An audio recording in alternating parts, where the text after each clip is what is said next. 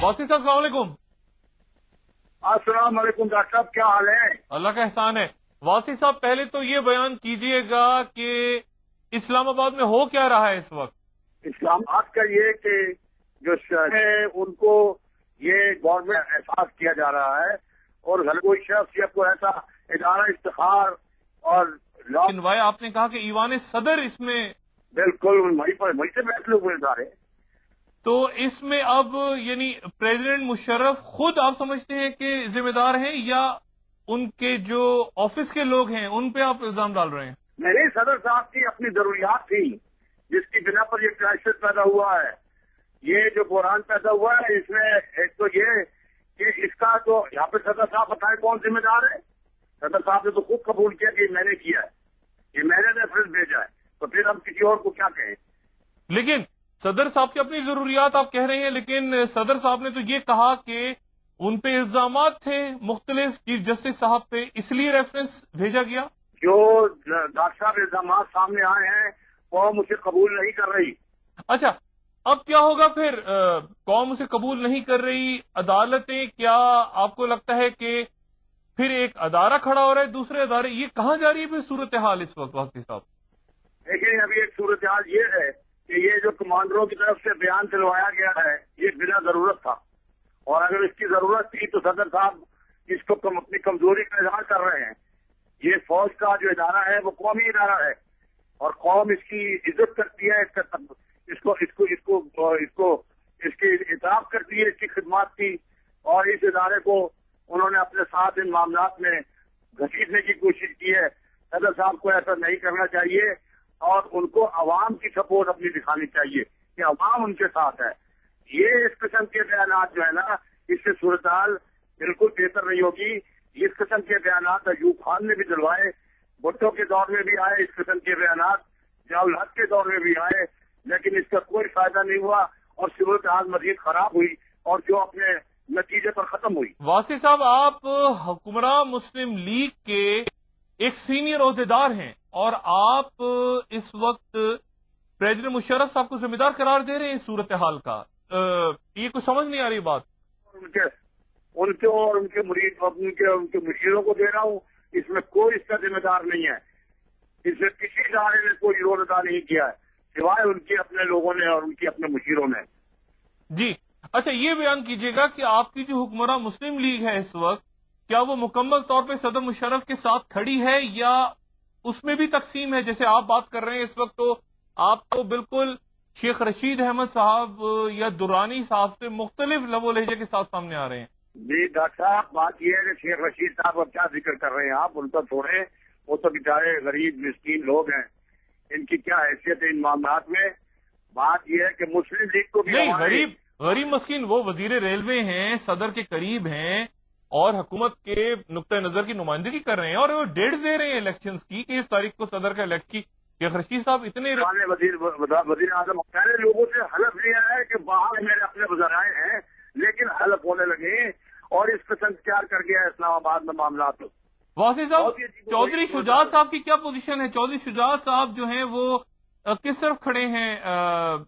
क्या वो भी कुछ उनके तहफुजात हैं या वो सदर के साथ हैं? चौधरी साहब की क्या पोजीशन है? बादशाह चौधरी शुजात हुसैन और मुशाहिद हुसैन सैयद, ये दोनों बेचारे जो हैं बुलाए जरूर जाते हैं मामलात के ऊपर ऐवान सदर में, लेकिन उनको बुलाकर टास्क दिया जाता है, उनसे मशवरा नहीं लिया जाता। उनकी बात सुन लेते हैं लेकिन फिर उनको टास्क देते हैं कि ये आप काम करें। तो ये तो कोई सूरत हाल हो। इस जमात का, हमारे जमात के मशवरों का इन चीजों में कोई दखल नहीं है।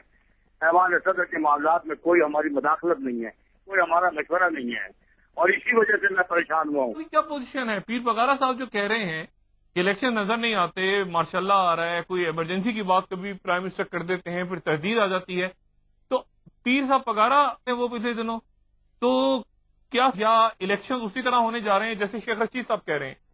लेकिन इलेक्शन तो बहुत लेट तो करें और अगला 5 साल भी उनको मिले, लेकिन इस ख्वाहिश को हम इस तरीके से चाहते हैं कि वो वर्दी उतारें, वर्दी उतार के अगली असेंबली से इंतखाब लड़ें, तो हम उनके साथ, हम दिलो जान से उनके साथ हैं। हमने तो पहले वर्दी उतार के अगली असेंबली से, इस असेंबली से मुस्लिम लीग नहीं चाहती। अगली असेंबली से, इससे नहीं।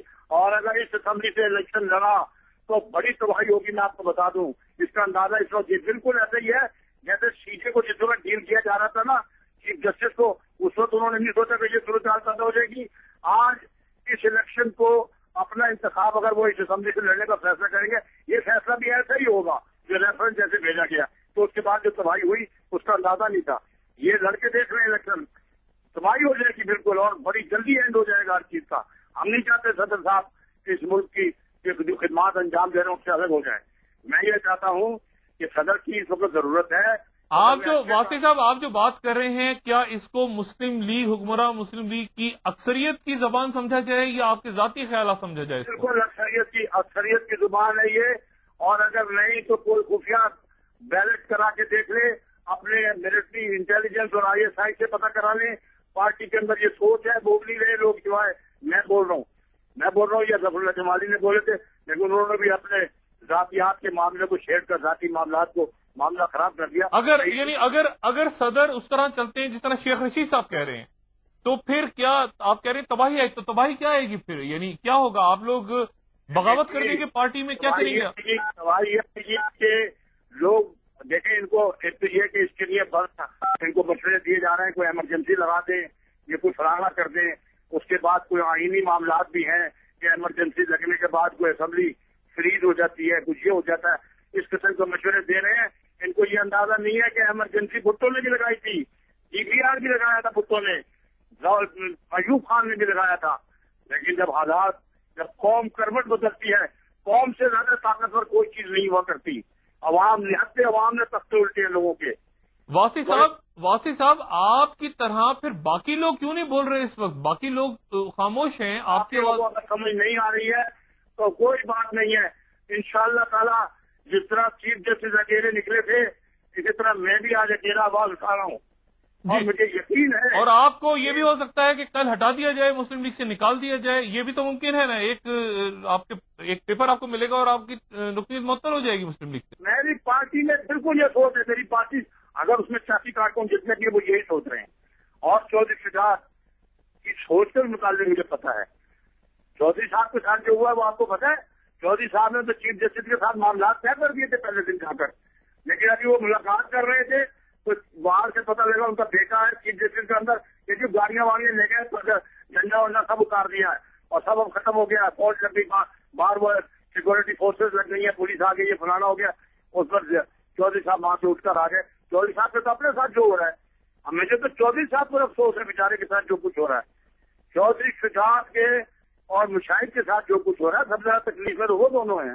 جی اچھا, یہ MQM کے معاملے پہ کیا آپ لوگوں کے معاملات طے ہوئے؟ جو MQM صدر کو شکایت تھی کہ آپ MQM کو سپورٹ نہیں کر رہے 12 مئی کے واقعات پہ. نہیں جی, ہم بالکل نہیں کر رہے ہیں, اور MQM کو سپورٹ کرنے والا اس ملک کا دوست نہیں ہے جو MQM کو سپورٹ کرے 12 تاریخ کے مسئلے پر. اور یہ شیخ رشید نے 12 تاریخ کے مسئلے پر MQM کو مسلم لیگ کی سینٹرل کمیٹی میں سپورٹ کیا, یہ کہہ کر کہ 12 تاریخ کو جو کچھ ہوا ہے ٹھیک ہوا ہے, اور MQM نے جو کچھ کیا ٹھیک کیا ہے. یہ میں پاکستانی عوام کو بتا رہا ہوں, بالخصوص راولپنڈی کے شہریوں کو بتا رہا ہوں جہاں سے شیخ رشید نے انتخاب لڑنا ہے. اب یہ انتخاب لڑ کر دکھائے یہاں سے, ان کو پتہ لگے گا کہ وہ ریکنسیلیشن کی طرف آئے, احمد کریں. اور وہ ساری پارٹی پولیٹیکل بنائے, نواز شریف ایک چھت کے نیچے بیٹھے.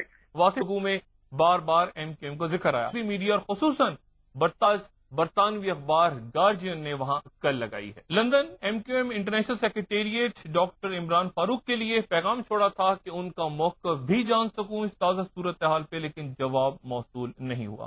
ایک وقفے کے بعد آپ کی منتخب آرا آپ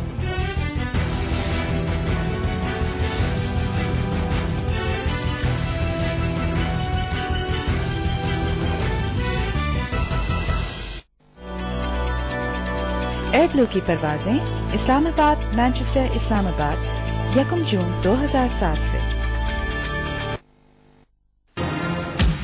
سیاست کے پیچیدہ راز ہوں یا سلگتے ہوئے